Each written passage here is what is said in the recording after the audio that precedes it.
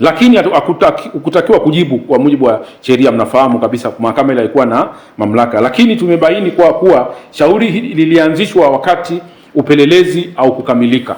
Shauri hili lilianzishwa wakati upelelezi au kukamilika. Kwa mujibu wa sheria za sasa ni kwamba lazima ufanye upelelezi ndio uweze kumkamata mtu au kumtia baroni mtu na kumpeleka aidha polisi na baadaye mahakamani. Sasa changamoto tulioiona kwenye hatua hizi za awali ni kwamba kama nilivyosema, ukamataji wa kufuata misingi ya sheria, lakini hata kumkamata mtu kabla hujafanya upelelezi kabisa, hiyo nayo ni changamoto, kwa sababu kwa mujibu wa maboresho ambayo yamefanyika na yamependekezwa na tume ya Jaji Chande kama alivyoundwa na Rais Samia, kuna maboresho yaliweza kufanyika kwamba lazima kwanza upelelezi ukamilike ndipo mtu aweze kukamatwa. Hilo nalo tumeliona kwamba halikuzingatiwa. Eneo la pili ni kuzuiliwa kwa muda mrefu kabla ya kesi na vikwazo vya dhamana kuanza. Tumeona mpaka kesi ilipokuja kuanza muda ulipita muda mrefu. Kwa kipindi chochote cha ufuatiliaji, wakili Lissu aliendelea kuwa mahabusu kwa sababu ya kosa la uhaini. Imeainishwa na kuwa kosa lisilo la dhamana. Wote mnafahamu ni kosa ambalo halina dhamana, laendelea kuzuiwa na kulingana na uzito na mazingira. Kulikuwa na sababu za msingi katika mazingira ya kesi hii muda mrefu, sababu za msingi ambazo pengine zingeweza kuzingatiwa kuhakikisha kwamba swala hili la kesi hii inapewa kipaumbele na inakwenda kwa kasi, kuzingatia kwamba huyu alikuwa ni kiongozi wa chama cha siasa na pili mwaka jana ulikuwa ni mwaka wa uchaguzi.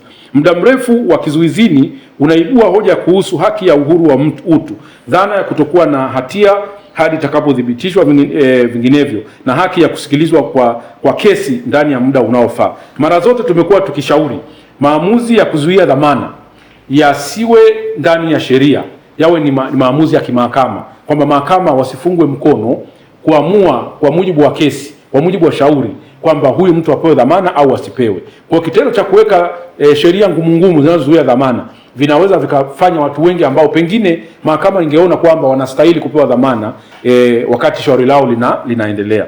Kwa hiyo swala la tatu ni hali ya kizuizini ambayo tuliangalia yukoje sasa toka anakamatwa, lakini sehemu kubwa akiwa kule magereza. Ilibaini changamoto kuhusu namna wakili Lissu alivyotendewa wakati akiwa kizuizini, wakati kipindi chote kuanzia anapokamatwa hadi anapokuwa magereza. Changamoto mahususi iliyojitokeza baada ya kuhamishiwa kutoka gereza la Keko. Mtakumbuka kwanza alipelekwa gereza la Keko na baadaye akahamishiwa gereza la Ukonga bila ndugu mawakili kupewa taarifa. Hilo nalo lilikuwa ni kosa la kisheria, kwa sababu ndugu na mawakili wanapaswa kujua ndugu yao yuko katika magereza ipi. Sasa unapompeleka mtu, kwa mfano ukampeleka mtu Dodoma magereza, ndugu wanajua yuko Dodoma, alafu ghafla anatolewa Dodoma anapelekwa Kisongo Arusha, ndugu au mawakili hawana taarifa. Hilo ni kosa kabisa, sio utawala bora, sio namna ambavyo utendewaji wa watu wanapokuwa vizuizini unapaswa kuwa. Kwa hilo ni kosa. Pia kuwekwa katika kizuizi cha watu ambao tayari wameshahukumiwa kunyongwa, condemn. Nyewe mnafahamu mtu ambaye ameshahukumiwa kunyongwa, huyu anasubiri kunyongwa. Sasa kumchukua mtuhumiwa na kumweka katika maeneo ambayo ni ya condemn, watu ambao tayari wameshahukumiwa, ni kosa kubwa sana, na kuanza kulindwa na watu kulindwa kama mtu ambaye tayari ameshahukumiwa kunyongwa ni makosa mengine ambayo tumeyabaini, ambapo kwa mujibu wa taratibu na sheria havikupaswa kuwekwa hivyo. Kwa hiyo kumehatarisha uhuru wake, usalama wake, hata kimawazo na kisaikolojia. Imagine mtu umetuhumiwa alafu unakwenda kukaa na watu ambao tayari wanajua kwamba kesho au kesho kutwa ninakwenda kunyongwa. Katika mazingira kama hayo, ndio maana taratibu za kisheria zimetenganisha kati ya watuhumiwa na watu ambao tayari wameshahukumiwa.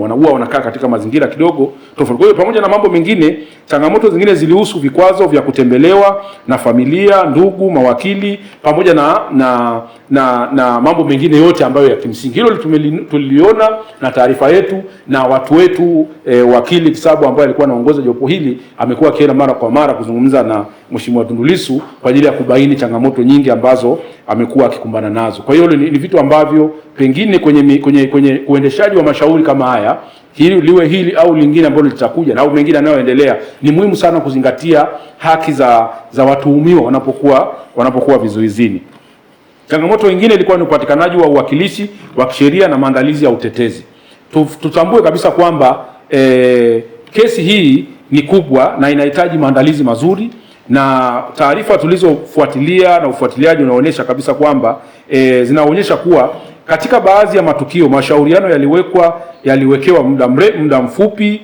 Watu wanapokwenda kuongea naye wanakuwa muda mfupi, mawakili wa kupata nafasi ya kwenda kuzungumza naye, kupeleka taarifa na nyaraka mbalimbali za maandalizi. Wakati mwingine watu walikuwa wanapekua zile nyaraka za vitabu vya sheria alipokuwa anapelekewa. Kumbuka Mheshimiwa Tundu Lissu alikuwa anajitetea mwenyewe, kwa hiyo wakati mwingine ilibidi apelekewe sheria mbalimbali, nyaraka mbalimbali zitakazomsaidia kuendesha shauri lake pamoja na mawakili wenzake. Kwa hiyo hili ni changamoto ambalo lilionekana, ule kutokutoa uhuru wa ndugu na familia kukutana na kuweza kufanya faraka kuhusiana na maandalizi ya kesi. Hiyo ni changamoto pia ambayo ni kubwa. Mawakili lazima wapewe nafasi ya kuzungumza na mteja wao wanapokuwa kule magereza kwa ajili ya kujiandaa na kesi kwa uhuru kabisa bila kuingiliwa. Wakati mwingine wamekuwa wakisikilizwa, watu wanasikiliza namna wanavyojiandaa, watu wanavyozungumza na mawakili na ndugu, kitu ambacho kimsingi kinakiuka misingi ya usimamizi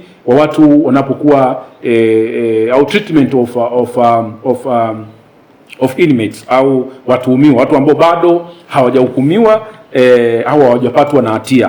Kwa hiyo pamoja na mambo mengine mtakayoyaona kwenye ripoti hiyo, nayo ilikuwa ni eneo ambalo lilikuwa na changamoto. Eneo lingine lilikuwa ni upatikanaji, ilikuwa ni uhuru wa dini, upatikanaji wa taarifa na mawasiliano ya familia. Nadhani haya tumeyazungumza na mtaona kwa sehemu kubwa. Taarifa pia imeweza kuonyesha kwamba kulikuwa kuna hizo changamoto ambazo kimsingi kama mtuhumiwa anapaswa kuwa nazo, na sio tunazozungumza Tundu Lissu. Hii kesi kwa sababu ni kesi kubwa ya umma, tunatumia kama case study, kama mfano kuonyesha kwamba namna gani ambavyo watuhumiwa wanakuwa wanatendewa visivyo. Kama mtu mkubwa kama huyu kiongozi, lakini mwanasheria mkubwa mbobezi kama huyu ambaye anaweza kujitetea, ameweza kufanyiwa vitu kama hivi. Sasa itakuwaje kwa Mtanzania wa kawaida kabisa ambaye hana uelewa lakini sio kiongozi, hataweza kutendewaje? Kwa lazima tutumie mashauri kama haya makubwa kuonyesha namna gani ambavyo vyombo vyetu vya haki vinapaswa kutenda haki, kuanzia mtu anapokamatwa, anapopelekwa polisi, anapopelekwa mahakamani na anapopelekwa kule ambapo ndio makazi yao ya muda wanapokuwa wana mashtaka yanaendelea na mambo kama hayo. Jambo lingine ni ushiriki wa umma na uwazi katika utoaji haki. Tunapoona na kwamba mahakama ilikuwa inaonyesha live wakati mwingine, hayo ni progress, kwa sababu ndio kesi nadhani iliyokuja kuonyeshwa wakati mwingine moja kwa moja live pamoja na vitu kama hivyo. Tunakubali kwamba ni progress namna moja au nyingine, lakini ufikiwaji wa watu wa Tanzania, kwa sasa viongozi wenzake, wanachama wa chama chake, wa Tanzania, waandishi wa habari, mawakili, wadau wengine, watetezi wa haki za binadamu waliotaka kwenda kufuatilia mwenendo wa shauri hili, wengi walikumbana na vizuizi.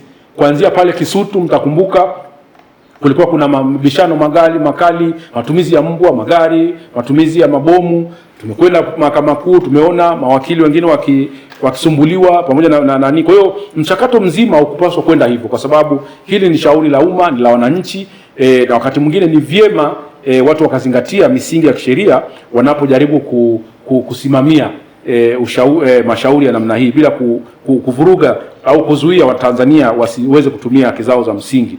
Tunatambua kabisa kwamba uwazi wa mashauri ya mahakama ni kinga ya msingi katika kudumisha imani ya umma kwa taasisi hizi, lakini kwa mfumo wa utoaji haki, na tunasisitiza kuwa vikwazo vya kuhudhuria vinapaswa kuwa kwa mujibu wa sheria na visiwe vya lazima, vilingane na mahitaji halisi na vitolewe kwa sababu zilizo wazi. Pengine inawezekana kuwa kuna sababu 2-3, lakini lazima masuala haya yazingatiwe katika kuamua kwamba nani asiende mahakamani nani, kwa sababu eneo la mahakama ni eneo la umma na Watanzania wanapaswa kuwepo pale. Mawakili pale ndio nyumbani kwao, hakuna mtu ambaye anapaswa kumzuia wakili aende mahakamani. Mwandishi, nyinyi pale ni mahala penu, hakuna mtu ambaye anapaswa kuwazuia kwenda kufuatilia hizi kesi za umma. Jambo lingine ni mwenendo wa upande wa mashtaka na kuahirishwa kwa kesi. Of course swala hili limekuwa likiahirishwa mara kwa mara, tena kwa vipindi virefu, ambao vimefanya hii kesi ichukue muda mrefu sana. Leo ni siku 500 tunapozungumza. Kumekuwa na ucheleweshwaji wakati mwingine, maombi ya dharura yamekuwa mengi na vitu kama hivyo, na kuweza kutishia usalama wa mwenyewe mtuhumiwa, kwa sababu anapozidi kuwa kule ndani changamoto zimejitokeza wakati mwingine za kiafya kutokana na afya yake. Kwa hiyo wakati mwingine ni vyema, na ndio maana maboresho haya ya mfumo wa jinai yalivyofanyika yalisisitiza kwamba mashauri haya yaende kwa wakati, yaende kwa wakati, ili kama mtu atapatikana baadaye kwamba hana hatia, tusiwe tumemweka mtu muda mrefu sana kizuizini. Imagine huko nyuma tulikuwa tuna kesi watu wanakaa karibu miaka 10, bado ni mtuhumiwa tu. Sasa uje umkute baadaye hana hatia, lakini umekaa naye ndani miaka 10.